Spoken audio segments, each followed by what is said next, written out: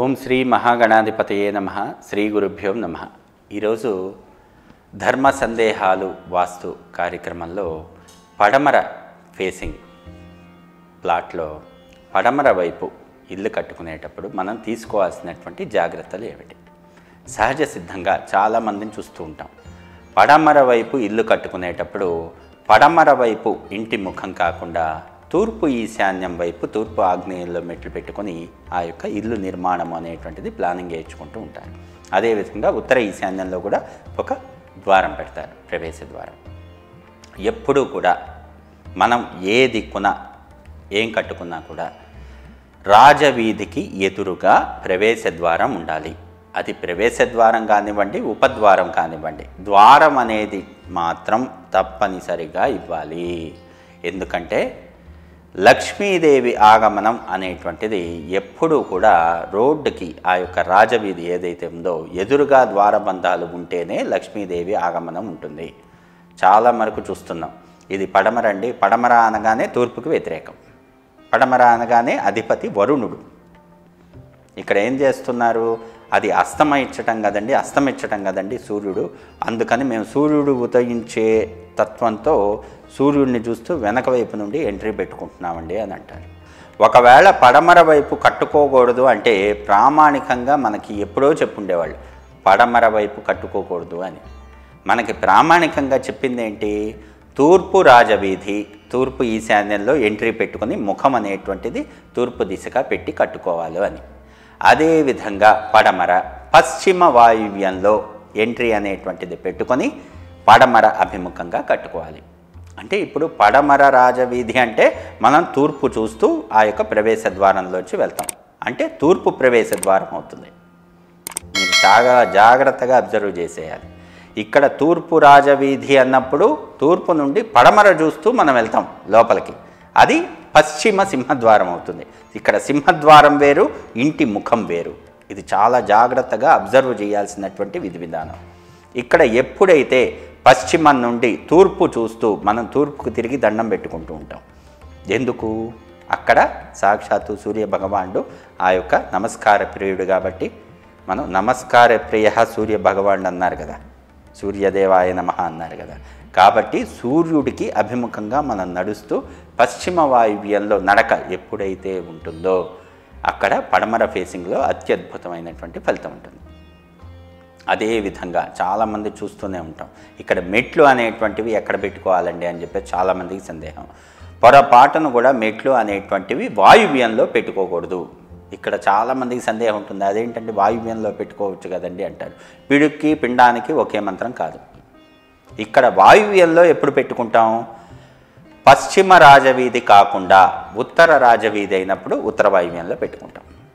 లేకపోతే దక్షిణ రాజవీధి అయినప్పుడు దక్షిణ నైరుతిలో కాకుండా వెనక వైపు నుండి అర్వణం చూసుకొని ఆ క్షేత్రపద్ధతి నిర్ణయించి ఉత్తర వాయువ్యంలో పెట్టుకుంటాం. లేకపోతే తూర్పు రాజవీధిలో మీరు కమర్షియల్ చేసినప్పుడు ఉత్తర వాయువ్యంలో మళ్ళీ మెట్లు అనేటువంటివి పెట్టుకుంటాం. ఇక్కడ పశ్చిమ రాజవీధి వచ్చేటప్పటికీ పశ్చిమ వాయువ్యమే అధిష్టాన దేవత, అదృష్ట దేవత ఉంటుంది కాబట్టి అక్కడే ప్రవేశ ద్వారం పెడుతున్నాం. కాబట్టి ప్రవేశ ద్వారం పెట్టే దగ్గర మెట్లు పెట్టకూడదు పొరపాటున కూడా. మెట్లు అనేటువంటివి అధమ స్థానంలోనే ఉండాలి. అంతకుముందే చెప్పాను, అధమ స్థానాలు 4: తూర్పు ఆగ్నేయం, ఉత్తర వాయువ్యం, దక్షిణ నైరుతి, పశ్చిమ నైరుతి. మనం ఇక్కడ మాత్రమే మెట్లు పెట్టుకోవాలి. ఈ పశ్చిమ రాజవీధి వచ్చేటప్పటికేంటి, మనకి పశ్చిమ నైరుతి అనేటువంటిది అధమస్థానం ఉంటుంది రోడ్డుకి ఎదురుగా, అక్కడ మాత్రమే మెట్లు అనేటువంటిది పెట్టాలి. చాలామందికి సందేహం, మేము కమర్షియల్ చేసుకుంటామండి, నైరుతి మూలంతా కూడా మేము ఒక షట్టర్ వేసుకుని షాపింగ్ లాగా ఇచ్చుకుంటాం, అలాంటప్పుడు ఏం చేయాలండి అని చెప్పేసి చాలామందికి సందేహం ఉంటుంది. అప్పుడు మనం వృషభాయము అనేటువంటి లెక్క తీసుకోము. పశ్చిమ వాయువ్యంలో మనం ఉపద్వారం ఇచ్చుకొని ప్రవేశ ద్వారం తూర్పు ఈశాన్యం అంటే వెనక వైపు నుండి ఇచ్చుకొని తూర్పు ఆగ్నేయంలో మెట్లు పెట్టుకుని ధ్వజాయము అనేటువంటి ఆయాసాధన చేయాలి. ఇక్కడ చాలా ముఖ్యమైనటువంటి విషయం ఏంటంటే పడమర రాజవీధి పశ్చిమ వాయువ్యంలో మనం ఎప్పుడైతే ఎంట్రీ పెడతామో, పశ్చిమ నైరుతిలో మెట్లు పెట్టి అభివృద్ధి పదంలోకి సవ్య దిశలో వెళ్తామో, పశ్చిమ నైరుతిలో మెట్లు పెట్టినప్పుడు ఆ మెట్లకి స్థలపదానికి తప్పనిసరిగా గ్యాప్ ఉండాలి. పొరపాటున కూడా కాంపౌండ్ వాళ్ళకి కానిచ్చి మెట్లు పెట్టకూడదు. మెట్లు కాంపౌండ్ వాల్ ఆనిస్తే అది దోషం. ఇక ఏం ఉండదు అక్కడ నెగిటివ్ ఎనర్జీనే. పొరపాటును కూడా అట్లా చేయకూడదు. అదేవిధంగా ఆయము అనేటువంటిది, నేను ఈ ఆయం గురించి తర్వాత ఎపిసోడ్లో విపులంగా చెప్తాను. ఇక్కడ వృషభాయము అన్నానుగా, వృషభాయానికి విభేదాయం శత్రువాయం ఒకటో శేషం అంటే ధ్వజాయం అవుతుంది. ఈ ధ్వజాయం మరి వెనక నుండి పెట్టినప్పుడు ధ్వజాయం తీసుకోమన్నారు కదండి అని చెప్పేసి మీరు విమర్శ చేయొచ్చు. మీరు ఒక్కసారి చూడండి, ఇక్కడ తూర్పు ఈశాన్యంలో ఎంట్రీ పెట్టుకున్నాం, తూర్పు ఆగ్నేయంలో మెట్లు పెట్టుకున్నాం, సవ్యదిశలో ఎక్కాము, అదృష్ట దేవత దగ్గర ద్వారబంధం పెట్టాము, అక్కడ నుండి లోపలికి వచ్చాము. అప్పుడు ముఖం ఏమైంది? తూర్పు అభిముఖంగా మనం వెళ్తున్నాము. ఆ యొక్క ఆచ్ఛేదన క్షేత్రపదం అంతా కూడా ధ్వజాయానికి పెట్టాలి. ఎప్పుడైతే పశ్చిమ వాయువ్యంలో ఎంట్రీ పెట్టామో ధ్వజాయము అనేటువంటిది శత్రువాయం. ఎప్పుడైతే తూర్పు ఈశాన్యంలో ఎంట్రీ పెట్టామో ప్రవేశ ద్వారం, ధ్వజాయము అనేటువంటిది మిత్రాయం. అప్పుడు మీరు వృషభాయమైనా పెట్టుకోవచ్చు, ధ్వజాయమైనా పెట్టుకోవచ్చు. ఇది చాలా ముఖ్యమైనటువంటి విషయం. ఎందుకంటే ఆయాది సాధన నవవర్గ గణితంలో చాలామంది తెలియక ఆయన తప్పులు చేస్తూ ఉంటారు. అంటే ఇది నేను ఒకళ్ళని విమర్శించడం అని కాదు, ఒకళ్ళని అంటం కాదు. ఏదైనా ఆయం కట్టుకోకుండా ఇల్లు కట్టుకోకూడదు. మనం లోపల కొలత అనేటువంటిది ఇక్కడ ఇంకొక పాయింట్ కూడా మనం మాట్లాడుకోవాలి. చాలామంది ఆయం అనేటువంటిది సెంటర్ లైన్ మార్కింగ్ ప్లాన్లో సెంటర్ లైన్ టు అంటే ఫేస్ లైన్ సెంటర్ లైన్ ఉంటుంది కదా.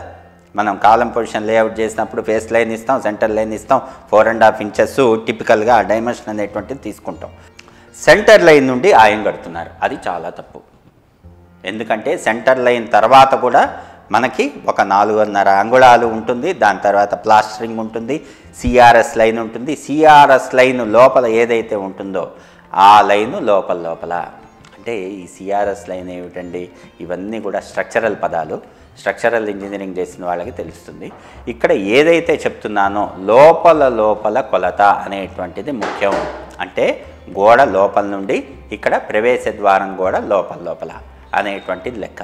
చాలామందికి ఇక్కడ సందేహం వస్తుంది. అదేంటంటే ముందు పార్కింగ్ లాగా వదిలిపెట్టుకుంటే ఇట్లా కోణ వికర్ణం అవుతుంది కదండి, తూర్పు రాజవీధిలో కానివ్వండి, ఇట్లా పశ్చిమ రాజవీధిలో కానివ్వండి, ఆ కోణ వికర్ణం ఉన్నప్పుడు ఆయం తీసుకోవచ్చా అని చెప్పేసి చాలామంది సందేహాలు అడుగుతుంటారు. ఇక్కడ ఆయము అనేటువంటిది అందుకే ఆటో క్యాడ్లో మనం ప్రతిదీ కూడా అవుట్లైన్ తీసుకొని ఏరియా అనేటువంటిది ఆటో క్యాడ్లో తీసుకోవాలి. మాన్యువల్గా కనుక క్యాలిక్యులేట్ చేస్తే కొన్నిసార్లు తప్పు అవుతుంది. అది చాలా జాగ్రత్తగా చూసుకోవాలి. కాబట్టి పడమర రాజవీధిలో మనం పశ్చిమ వాయువ్యంలో ఎంట్రీ పెట్టాలి, పశ్చిమ నైరుతిలో సవ్యదిశలో మెట్లు పెట్టాలి. సంపు అనేటువంటిది తూర్పు ఈశాన్యంలో కానీ ఉత్తర ఈశాన్యంలో కానీ కట్టుకోవచ్చు. ఈశాన్యంలో కట్టుకోకూడదు, ఎందుకంటే నైరుతి మూల నుండి ఈశాన్యానికి ఆ యాక్సిస్ లైన్ కొట్టినప్పుడు స్థలపిండ శూల తగులుతుంది.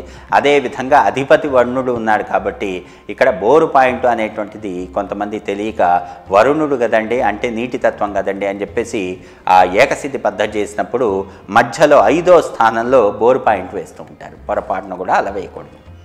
కాబట్టి చాలా జాగ్రత్తగా చేయాలి. ఈ డ్రైనేజ్ అంతా కూడా వాయువ్యంలో పశ్చిమ వాయువ్యానికి ప్రవేశ ద్వారం పెట్టినప్పుడు ఆ ప్రవేశ ద్వారానికి ఎదురుగా కాంపౌండ్ వాళ్ళలో గేటు పెట్టినప్పుడు గేటుకి లెఫ్ట్ సైడ్ నుండి మాత్రమే కంప్లీట్గా డ్రైనేజ్ అనేటువంటిది బయటికి రావాలి. ఎందుకంటే పశ్చిమ రాజవీధిలో ఇంటి నిర్మాణం చేసినప్పుడు టాయిలెట్స్ అన్నీ సౌత్ జోన్లో వస్తాయి. సౌత్ జోన్లో వదిలి ఆ యొక్క ఇచ్చినప్పుడు డ్రైనేజ్ లైన్ అంతా కూడా వెనక సౌత్ వైపు సందులోంచి తీసుకొచ్చేసి కొంతమంది తెలియక నైరుతి నుండి కాంపౌండ్ వాల్ నుండి బయటికి పంపించేస్తారు. అది ఘాతక దోషం. పొరపాటును కూడా అట్లా చేయకూడదు. మొత్తం కూడా తిప్పుకొని లైన్స్ అన్నీ కూడా ఆ యొక్క ప్రవేశ ద్వారం కాంపౌండ్ వాల్ గేట్కి లెఫ్ట్ సైడ్ నుండి వాయువ్యం నుండి మాత్రమే బయటికి రావాలి. ఇవన్నీ కూడా ప్రామాణికంగా లెక్కలు కట్టుకొని పశ్చిమ రాజవీధిలో అత్యద్భుతమైనటువంటి విధి విధానం మాయం లెక్కలు నవవర్గు గణితం ఆటో క్యాడ్లో కంప్లీట్గా ప్లానింగ్ చేసుకొని కడితే పశ్చిమ రాజవీధిలో ఇంటి నిర్మాణం అనేటువంటిది అందులో ఉండేటువంటి గృహస్థులకి సిరి సంపదలు కలుగుతాయి అంటంలో ఎంత మాత్రం సందేహం లేదు. సర్వేజన సుఖినో భవంతు. స్వస్తి. అవును, అసలు ఆకెళ్ళ రాఘవేంద్రాన్ని సొసైటీ ఎలా చూడాలి? యాక్చువల్గా ఆకలి రాఘవేంద్ర ఎవరు అనే మీ మొదటి ప్రశ్న చివరిలో సొసైటీ ఎలా చూడాలి అనే రెండింటికి చాలా సింపుల్ ఆన్సర్ చెప్తాను.